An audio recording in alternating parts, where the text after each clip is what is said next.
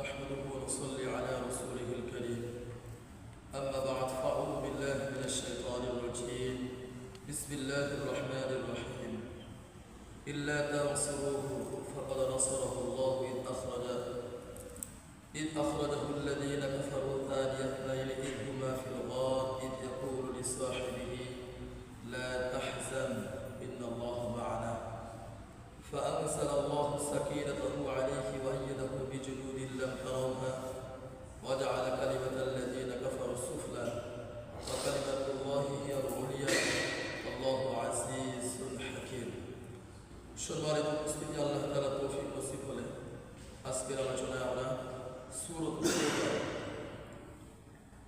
40 নম্বর আয়াত থেকে আলোচনা শুরু করব ইনশাআল্লাহ।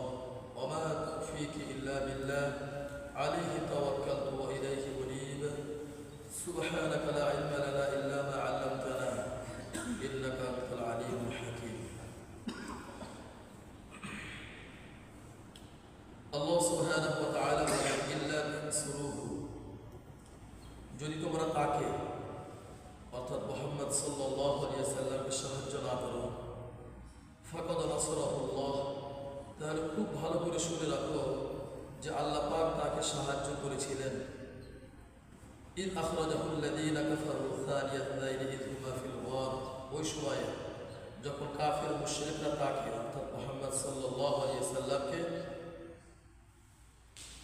মক্কাতুল মুকাররমা থেকে বের করে দিয়েছিল, যখন তিনি ফিল গার গুহার মধ্যে সাওর পাহাড়ের গুহার মধ্যে দুইজনের একজন ছিলেন, আর একজন কে ছিলেন?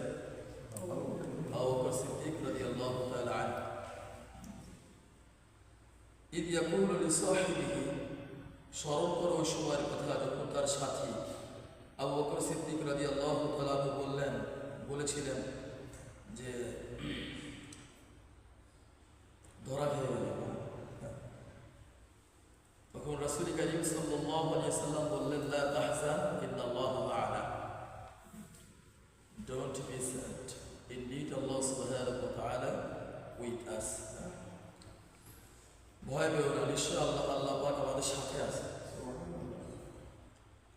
এরপরে ফাআনজালাল্লাহু সাকিনাতাহু আলাইহি, আল্লাহ পাক এমন প্রশান্তি তার প্রতি অবতীর্ণ করলেন। না, শান্তি সাকিনা বলা হয় মনের দিক থেকে শক্তিশালী করা। আল্লাহ পাক এমন রহমত অবতীর্ণ করলেন যে মনের দিক থেকে তারা শক্তি পেয়ে গেলেন। ওয়াইয়াদাহু বিজুনুদিন লাম তারাওহা, আল্লাহ পাক এমন সৈন্যবাহিনী দিয়ে সাহায্য করলেন। আল্লাহ পাক বলেন যে লাম তারাওহা, যে সৈন্যবাহিনী তোমরা দেখো নাই। ওয়াজআলা কালিমাতাল্লাযীনা কাফারু সুফলা, এভাবেই আল্লাহ পাক কাফেরদের সকল চক্রান্তকে নস্যাৎ করে দিলেন। ওয়া কালিমাতুল্লাহি আল উলিয়া, আর আল্লাহ পাকের বাণী, আল্লাহ পাকের বিধান, এটা উঁচু হওয়ার, এটা উঁচু হবেই সফল, যে যতই এটা চক্রান্ত করুক। আল্লাহু আজিজুল হাকিম, আর আল্লাহ পাক মহাপরাক্রমশালী, হাকিম, তিনি বিজ্ঞান বক্তা। এই হলো আয়াতের অর্থ। এবার যদি আমরা একটু ব্যাখ্যার দিকে যাই তাহলে দেখতে পাই ওই যে তাবুকের যুদ্ধের বিষয়টা, যখন একদম গরম, অত্যন্ত গরম ছিল, পথ ছিল প্রায় 800 কিলোমিটার, আরও বেশি দূরে।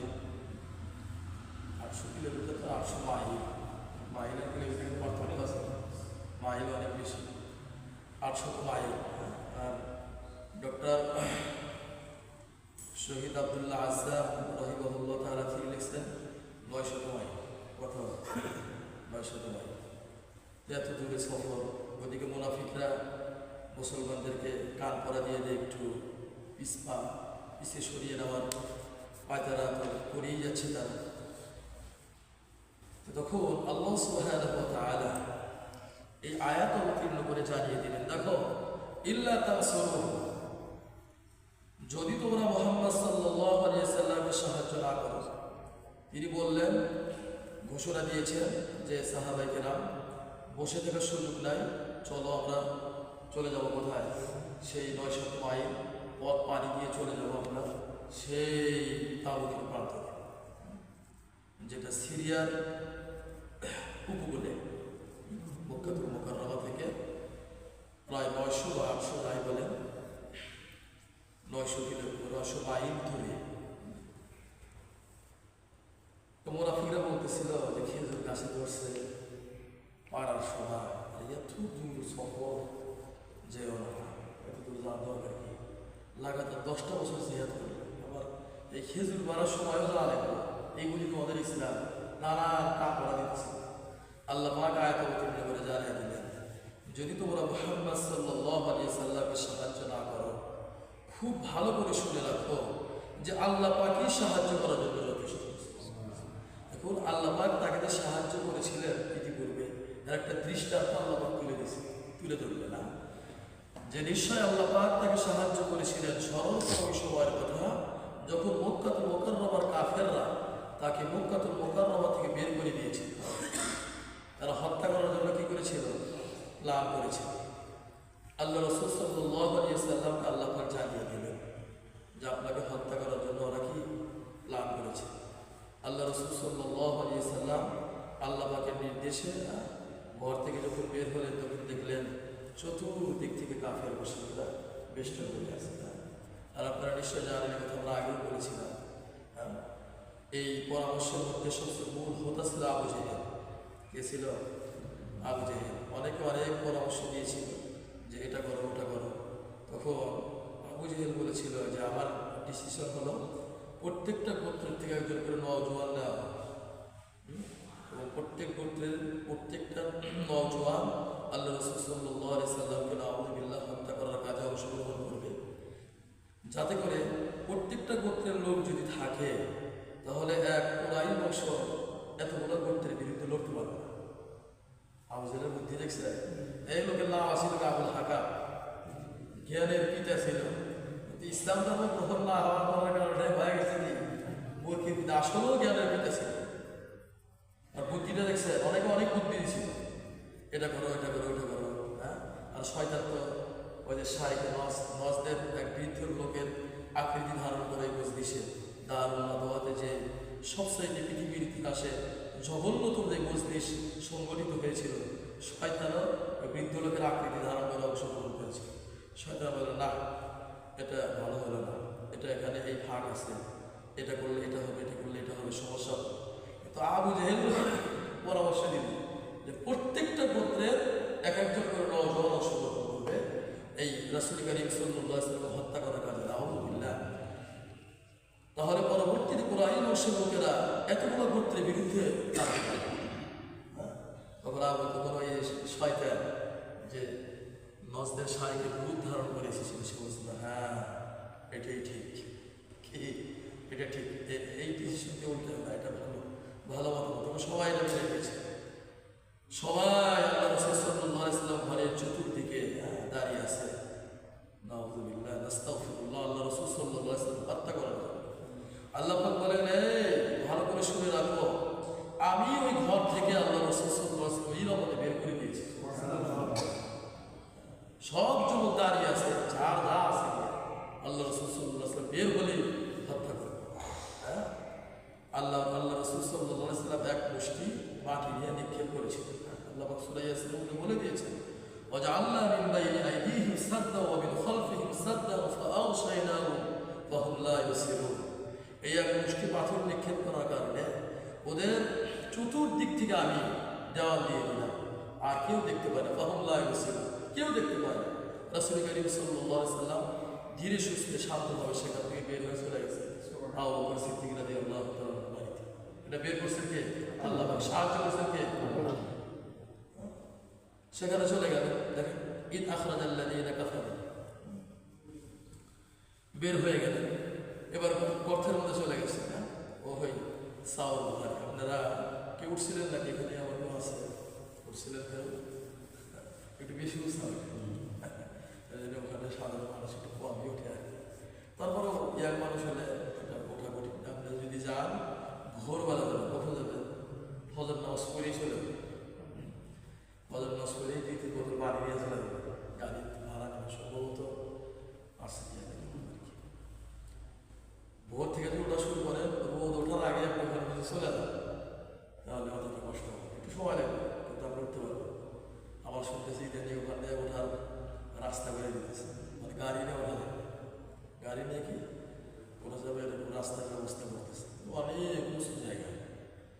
সবচেয়ে বড় একটা বিষয় এখানে বোঝা, সেটা হলো রাসূল করিম সাল্লাল্লাহু আলাইহি সাল্লাম আবু বকর সিদ্দিক রাদিয়াল্লাহু তাআলাকে নিয়ে যে এই সফরটা করলেন, এই যে সাওর গুহা যে গেলেন, এটা সম্পূর্ণ মদিনাতুল মুনাওয়ারা থেকে বিপরীত দিকে। কোন দিকে ভাই?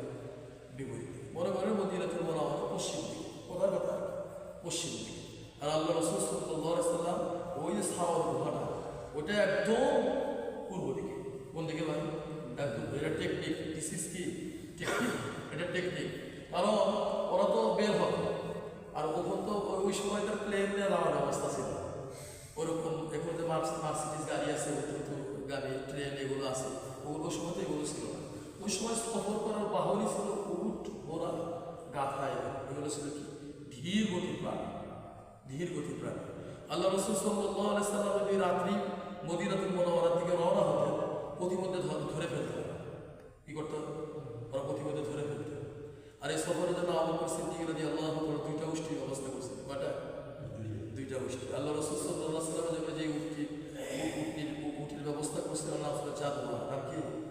জাদুয়া। কি নবী আমরা পাচ্ছি, তার তরবারির নাম পর্যন্ত ইতিহাসের পাতায় লেখা আছে, হাদিসের পাতায় আছে। তাই এই যে উট ব্যবহার করছেন, উটগুলোর নামও হাদিসের পাতায় পাতায় আছে। এই জাদুয়া নামক উট ব্যবহার করেছিলেন আবু বকর সিদ্দিক রাদিয়াল্লাহু তাআলা, উটের ব্যবস্থা করেছিলেন। আল্লাহ রাসূল সাল্লাল্লাহু আলাইহি ওয়াসাল্লাম বলেছিলেন যে আমি মাংনা নেব না, কিনে নেব। বলেছিলেন ইয়া রাসূল, আমি আপনার জন্যই ব্যবস্থা করছি এটা। বলছেন না, বলো দাম কত? বলে এত দাম। ঠিক আছে, আমি এত দামে কিনে নিলাম, পরবর্তীতে দিয়ে দিব, ফিরিয়ে রাখি। এগুলো বোঝার বিষয়। রাসূল করিম সাল্লাল্লাহু আলাইহি ওয়াসাল্লাম মদিনাতুল মুনাওয়ারা যাওয়ার পরে মসজিদে নববী বলছেন মাংনা নেন না, ওটা দুইটাই 3 বস্তার জায়গা ছিল, টাকা দিয়ে কিনে মসজিদ করছে। ফিরিয়ে নিলে ঝামেলা আছে, ফিরিয়ে নিলে কি আছে? ঝামেলা আছে। এই জন্য এগুলো বিষয়টা শিক্ষা নিতে হবে, বোঝার কত ফিরিয়ে দেয়, কত ফিরিয়ে নিলে সমস্যা, বহুত সমস্যা, বহুত ঝামেলা আছে। আল্লাহ রাসূল সাল্লাল্লাহু আলাইহি ওয়াসাল্লাম মসজিদে নববীর জায়গা কিন্তু ওই দুইজন যুবক ফিরিয়ে দিতে চাইছিল। আমরা ফিরিয়ে দিয়ে দেবো, না ফিরিয়ে হবে না, তোমার যে মূল্য হয় উপযুক্ত মূল্য দিয়ে আমরা এটা কিনে নেব। যাই আল্লাহ রাসূল সাল্লাল্লাহু আলাইহি ওয়াসাল্লাম চলে গেলেন আবু বকর সিদ্দিক রাদিয়াল্লাহু তাআলার সাথে সেই সাওর গুহায়, সম্পূর্ণ বিপরীত দিকে। কারণ কাফের মুশরিকরা তো জানতো আগে থেকে যে হিজরত করবেন কোন দিকে? মদিনাতুল মুনাওয়ারা দিকে, তো উল্টা দিকে যাবে কিনা। কিন্তু এরপরেও মক্কাতুল মুকাররমার লোকেরা খুব পারদর্শী ছিল, ওরা গভীর জ্ঞানের মানুষ ছিল। পায়ের পদচিহ্ন দেখে দেখে সেই গুহা পর্যন্ত চলে গেছে। পায়ে হয়তো বালু, কাদা মাটি না থাকে, বালু মধ্যে তো সে আরো কঠিন, বালু মধ্যে তো ভাবে সাপ ওঠে না। ওরা এতটাই পারদর্শী ছিল যে খেজুরের বিচি দেখে বলতে পারতো যে এটা অমুকের বাগানে খেয়েছে, এত পারদর্শী ছিল। এই সেই পদচিহ্ন দেখে দেখে চলে গেছে কোথায়? ঠিকই সেই সাওর গুহা পর্যন্ত চলে গেছে। কিন্তু সাহায্যকারী কে? আল্লাহ কি করলেন? গর্তের মধ্যে গেছে। আর কোথায়? এখানে গর্তের মধ্যে গেছে। আবু বকর সিদ্দিক রাদিয়াল্লাহু তাআলা যাওয়ার পথে একবার ডানে যান, একবার বামে যান, একবার সামনে যান, একবার পিছনে যান। রাসূল করিম সাল্লাল্লাহু আলাইহি ওয়াসাল্লাম বলেছে, আবু বকর কি হলো তোমার? হ্যাঁ, একবার ডানে, একবার বামে, একবার সামনে, একবার পিছনে। আবু বকর সিদ্দিক রাদিয়াল্লাহু তাআলা বলেছিলেন, ইয়া রাসূলুল্লাহ, আমি যখন আপনার ডানে থাকি তখন মনে হয় যে কাফেররা বাম দিক থেকে তীর নিক্ষেপ করবে, আমি যখন বামে চলে যাই। যখন বামে যাই তখন মনে হয় যে কাফেররা সামনের দিক থেকে আপনাকে তীর নিক্ষেপ করবে, এই জন্য আমি সামনে চলে যাই।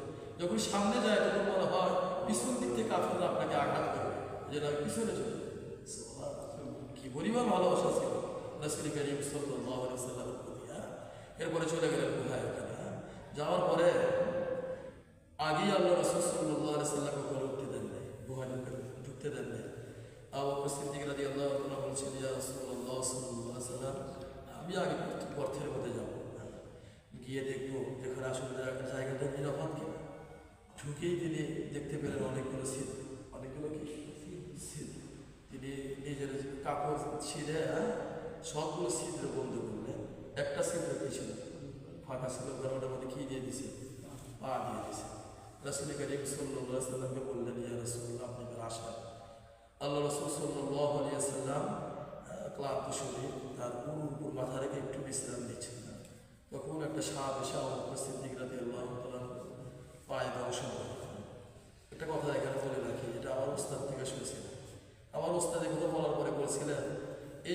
কোনো বই তারা পাবে না, এ কথা কোনো বই তারা কি পাবে না। আমার কাছে একটা বই আছে, এই বই কারো কাছে নেই, এই বই কারো কাছে নেই। ওই বইয়ের থেকে আমি কথাটা বলছি, আমরা নিজেও আজ পর্যন্ত ওই কথাটা কোনো বই পাইনি, এই কথাটা কোনো বই পাইনি। হুজুর যে কথাটা বলছিলেন সেটা হলে যে রাসূল কারীম সাল্লাল্লাহু আলাইহি ওয়াসাল্লাম আবু বকর সিদ্দিক রাদিয়াল্লাহু তাআলা আনহুতে মাথা রেখে বিশ্রাম নিচ্ছেন, আর ওই সময় সাপের এত বড় সাহস যে আবু বকর সিদ্দিক রাদিয়াল্লাহু তাআলার পায়ে ধ্বংস করবে। হ্যাঁ, আমার ওস্তাদ বলছিলেন যেখানে একটা কারণ আছে, এই কথাটা কোথাও পাবি না তোরা। সেটা হলে এক ব্যক্তি তাওরাত কিতাব তেলাওয়াত করতেছিল, কিতাব তাওরাত।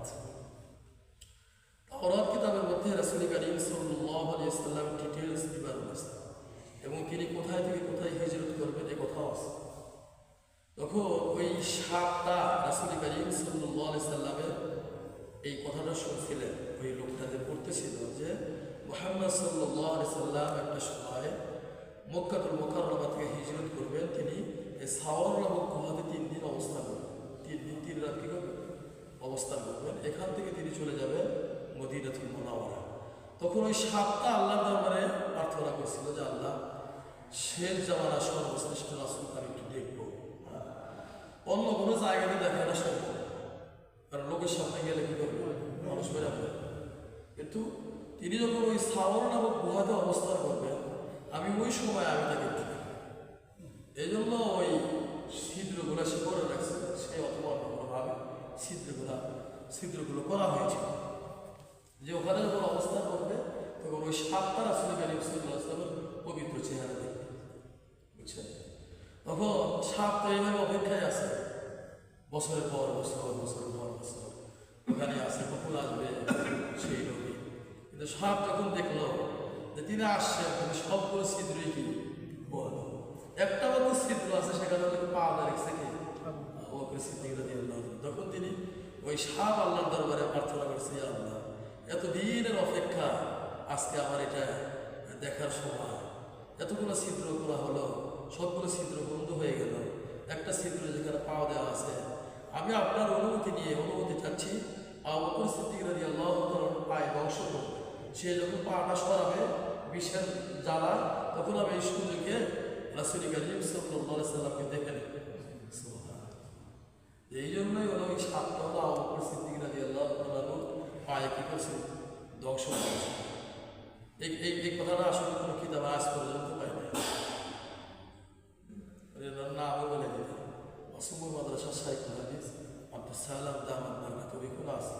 আমাদের সময়ে তিনি 26 না 27 বছর সহিহ বুখারীর দরজ দিতেছে। এটা হলো 2014 কথা, এখন কত সাল? 24। হ্যাঁ 24 হিসাব করে কত বছর হয়েছে ওনার। আল্লাহ পাক কোনো হিংসা নেই, অহংকার নেই, সাধারণ একটা মানুষ, সাধারণ কি কোনো হিংসা করবেন না। এই ওস্তাদের কাছে এমন কিছু জ্ঞান আসছে যা অন্যদের কাছে সাধারণ শুনি নেই অনেক। এই যে কথাটা আপনি শুনছেন, আপনারা শুনছেন, আমরা ওই ওস্তাদের কাছ থেকে শুনছি এবং তিনি বলে দিয়েছিলেন যে তুই কোনো বই পাবি না, এ তার কম বই গাড়ি নাই। যে 30 বছর হলো, 30-32 বছর সহিহ বুখারী বানাইতেছে।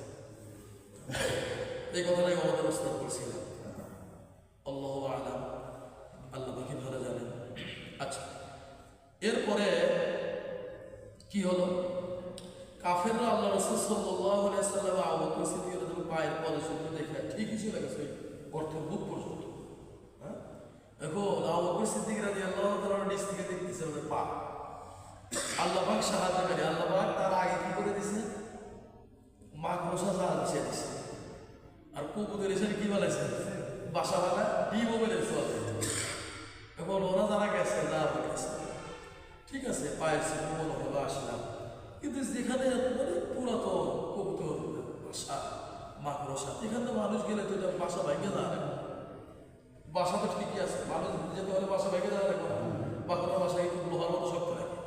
হ্যাঁ, আল্লাহ বলেই দিচ্ছে সূরা আনকাবুত, আনকাবুত মানে কি, মাকড়সা, মাকড়সা সূরা আছে বলে আল্লাহ বলছে মাকড়সার ঘর একদম দুর্বল, কাফেরদের চক্রান্ত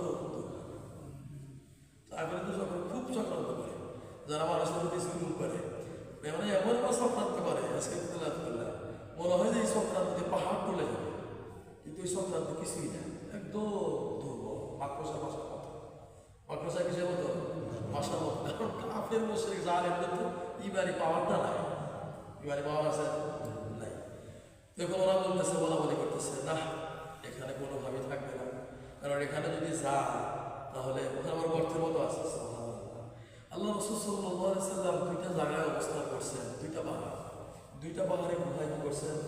অবস্থান করছেন। দুইটা পাহাড়ের মধ্যে এমন সুন্দর গুহা আছে, হেরা গুহা তো দেখছেন, হেরা গুহা দেখছেন, কল্পনা কি আল্লাহ রাসূল সাল্লাল্লাহু আলাইহি সাল্লাম কিভাবে জানলেন যে ওই পাহাড়ের উপরে এরকম একটা গর্ত আছে? প্রথমে ওঠা লাগে, ওঠার পরে আবার নিচপিক যাওয়া লাগে, নিচপিক দুইটা পাহাড়ের মাঝখান দিয়ে যাইলেন, যাওয়ার পরে এত সুন্দর একটা জায়গা আছে এবং ওখান থেকে ডাইরেক্ট আল্লাহর ঘরকে সরাসরি দেখা যায়। এটা হেরা গুহা, ফাঁকা আছে না? এত সুন্দর বাধা দেশে যারা গেছেন দেখছেন, মানে ওই জিনিসটা কেউ যদি একটু চিন্তা করে সে বুঝতে পারবে অনেক কিছু। আর মনে হয় কি বড় মতো পড়ে যাবে, মনে হয় পড়ে যাবে, কিন্তু এমনভাবে ধরে আছে শক্ত এত ফাঁক পড়ে যাবে, দেখার কোনো সুযোগ নাই। ঠিক এই সাওয়ার গুহাটার উপরে আল্লাহ রাসূল সাল্লাল্লাহু আলাইহি ওয়াসাল্লাম উঠছেন, এত উঁচা উঠছে, ওঠার পরে ওখানেও গুহা আছে, কি আছে? গুহা আছে। তো নিচ থেকে দেখতেছে আমার সিদ্দিকরা দিয়ে পা ঢাকা, কিন্তু আল্লাহ পাক আগেই উপরে আমার ব্যবস্থা করে দিছে। দেখেন কি হলো, আল্লাহ রাসূল সাল্লাল্লাহু আলাইহি ওয়াসাল্লামকে আবু বকর সিদ্দিক রাদিয়াল্লাহু আনহু বলতেছেন, আমরা তো ধরা খেয়ে গেলাম, লা তাহজান ইন্নাল্লাহা মা'ানা। রাসূল কারীম সাল্লাল্লাহু আলাইহি ওয়াসাল্লাম বললেন, লা তাহজান, ভয় পেও না, চিন্তিত হয়েও না, ইন্নাল্লাহা মা'ানা, নিশ্চয়ই আল্লাহ পাক আমাদের সাথে আছে। দেখেন ওদিকে সূরা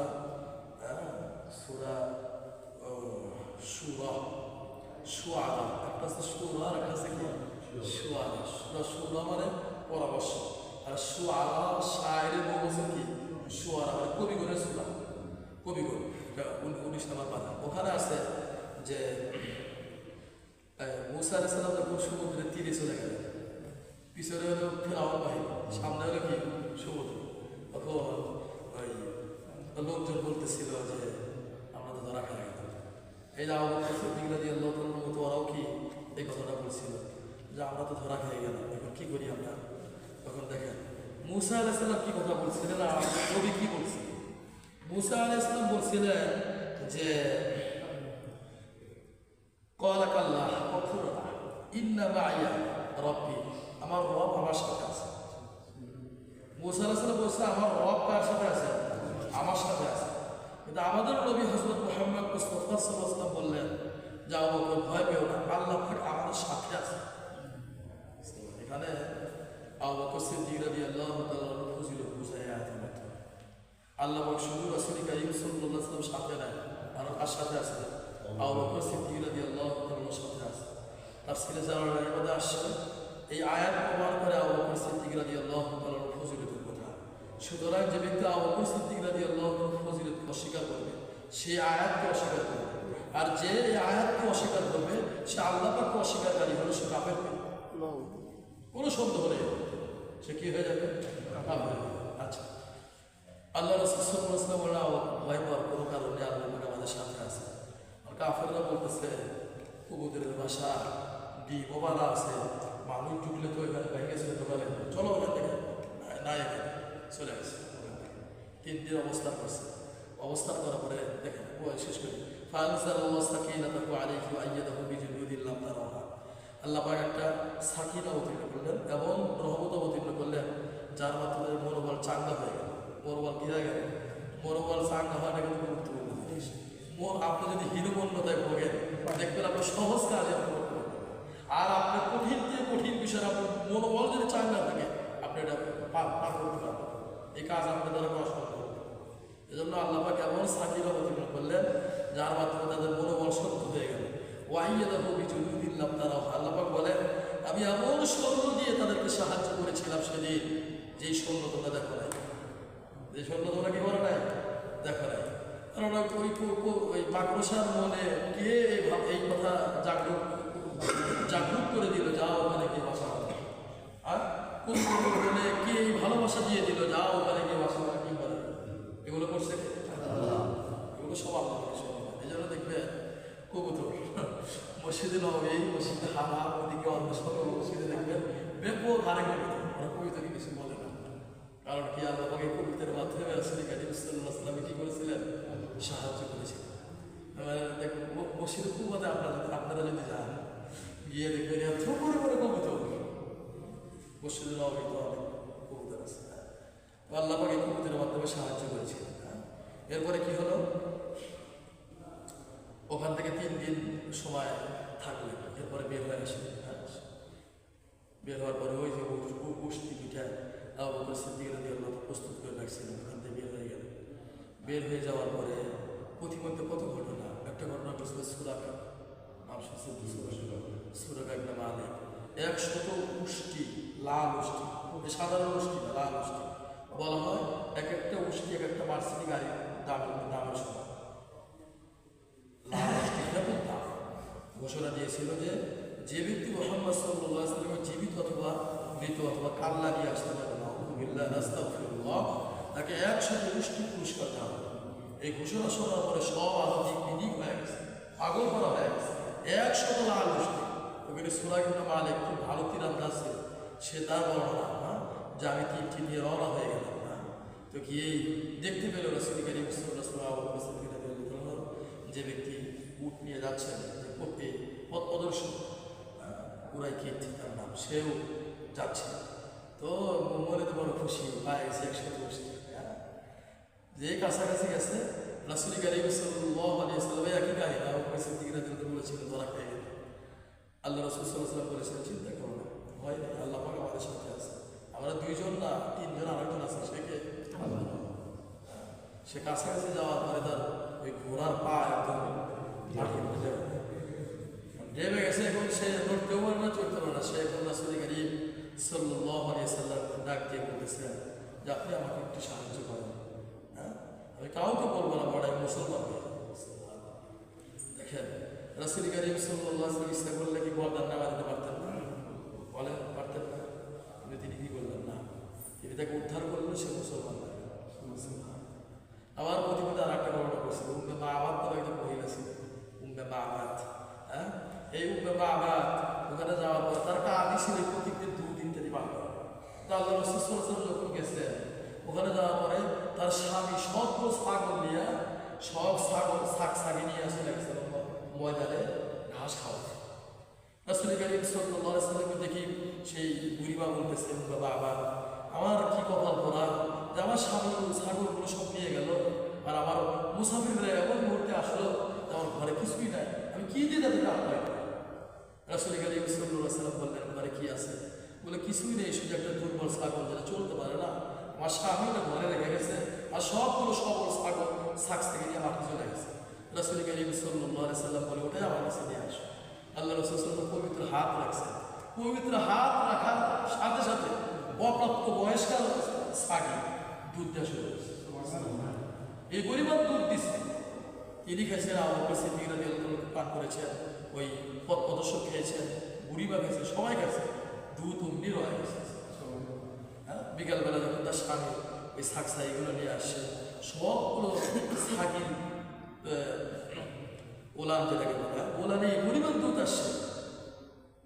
সে মা বাবা বলতেছে, স্বামী কোনোদিন তো এই পরিমাণ দুধ নিয়ে তোমাকে ফিরতে দেখি নাই, প্রত্যেকটা ছাগল বাটে এত পরিমাণ দুধ।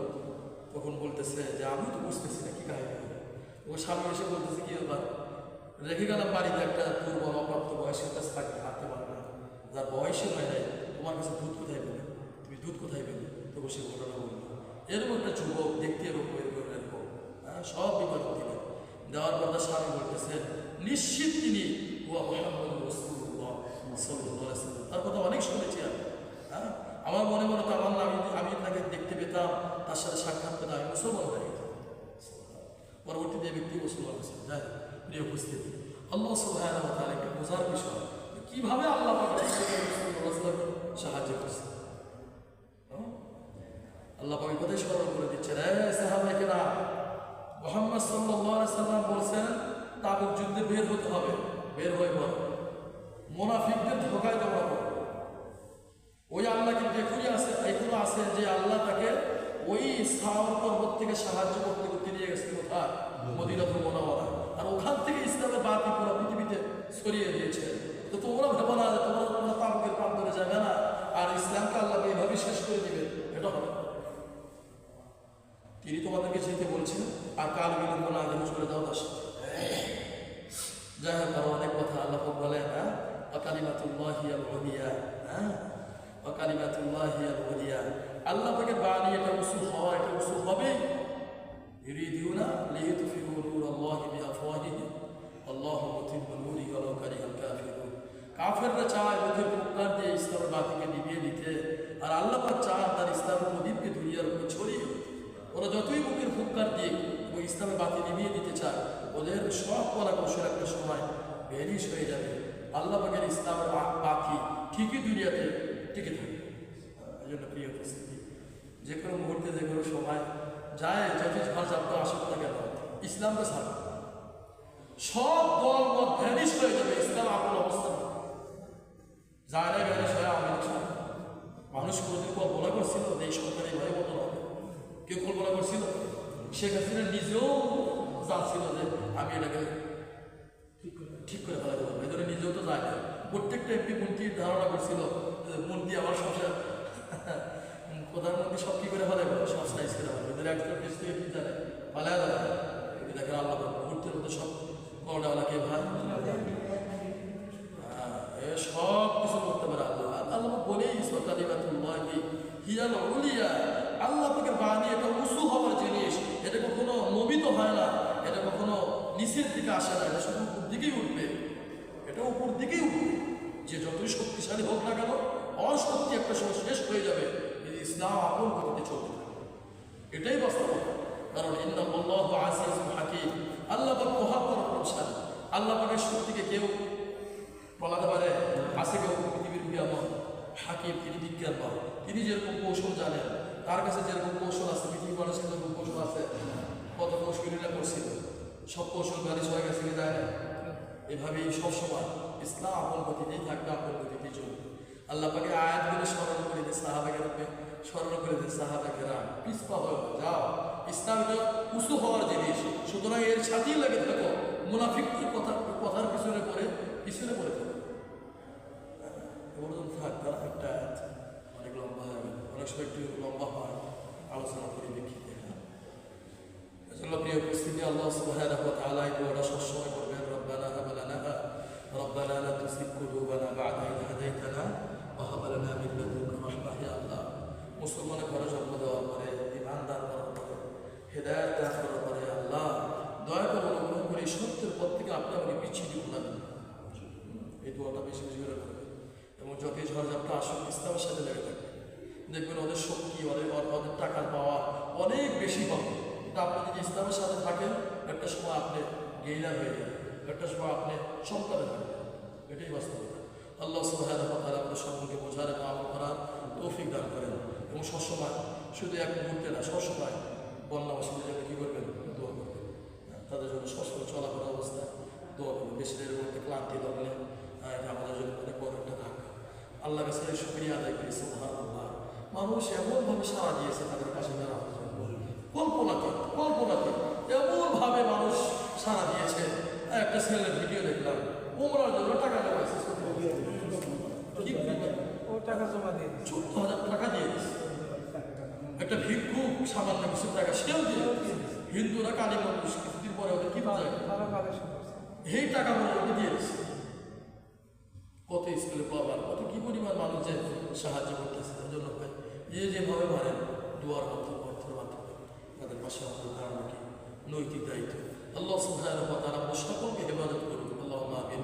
বিশেষ করে বন্যায় কবলিত যারা আছেন, আল্লাহ পাক তাদেরকে রহমত নাজিল করেন, অতি দ্রুত পানিগুলো সরিয়ে দিয়ে আল্লাহ পাক তাদের নিরাপদ একটা জায়গার ব্যবস্থা করে দিক, এবং যেই ক্ষয়ক্ষতি হয়ে গেছে আল্লাহ পাক যেন দ্রুত সেই ক্ষয়ক্ষতি পুষিয়ে দেন এবং ব্যবস্থা করে দেন। আমরা সকলেই বলি আল্লাহুম্মা আমিন। সুবহানা রাব্বিকা রাব্বিল ইজ্জাতি